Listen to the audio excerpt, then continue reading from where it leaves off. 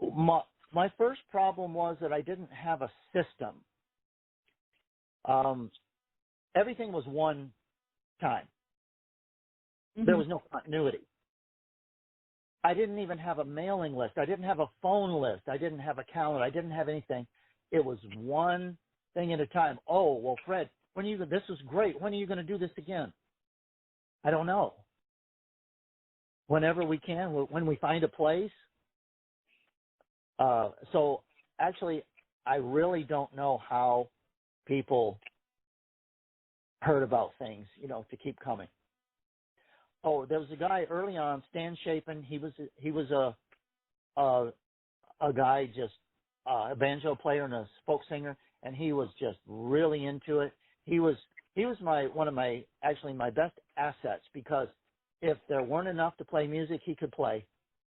But the main thing was that he wanted to dance. So he was right there. I'm leading. I'm ready to lead the dance, and he's going around, rounding people up and getting people to come on the floor. Oh, we just came to watch. Want to watch? So Stan would help them come onto the floor because hey, it's not going to happen if you don't dance.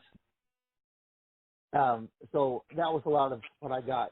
Oh, it can't happen here. No, we've never done that before. No, that'd be impossible. No, hey, if you want to dance, you've got to go to St. Louis. You got to go to Madison or someplace else.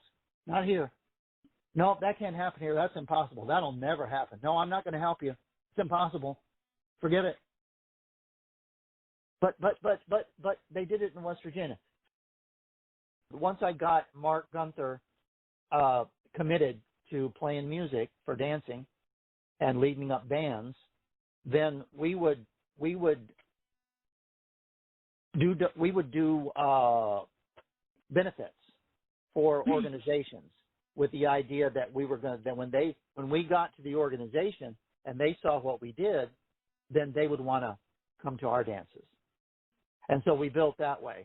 I honestly don't know where everybody came from. You posted signs on signposts too?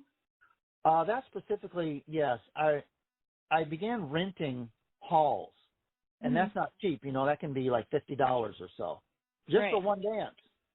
I would rent a hall, and then I had to promote it. So I would make flyers. They weren't fancy or artistic. They were just sheets of music that were copied and would put them on.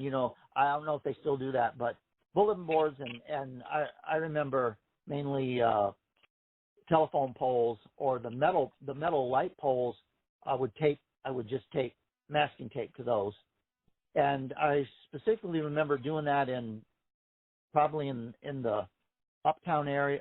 In the Old Town area. It was a big breakthrough when I finally made a telephone list. I got a list of names and phone numbers, just of people that would attend something. Well, if you want to do more, put your name and phone number down. And so I started to get a list, but then, they had to be called every time. And who was going to call them? So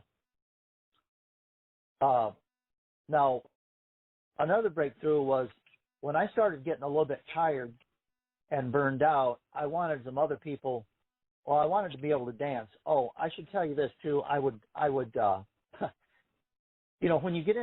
when you really get into something, you can get carried away with it. And I at one point I started to really get into the teaching of the walkthrough, we call it, and the walkthrough for contra is generally doesn't have to be too long because it's a very short. It's 32 measures or something. It's just a few figures. But the square dances are another thing. They can be quite involved, and you can just do all kinds of variations.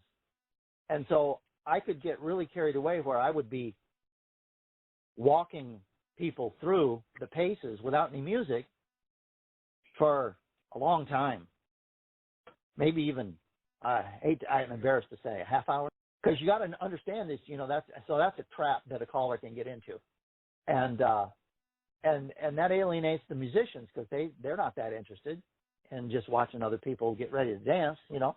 So anyway, And then once I got it going, I would keep it going for a half hour, and that would tire out the musicians. It could be a mess. It got to be a mess, and I got tired. And so at one point when we did start to get a following, then I started to recruit the dancers to become callers, so that I could call instead of just standing on stage. So I could dance a little bit. And so I got other people, and then I wanted other people to organize a little bit, to do the phone calling, and to find venues. So that's where we got the Esperanza School. Somebody found that school,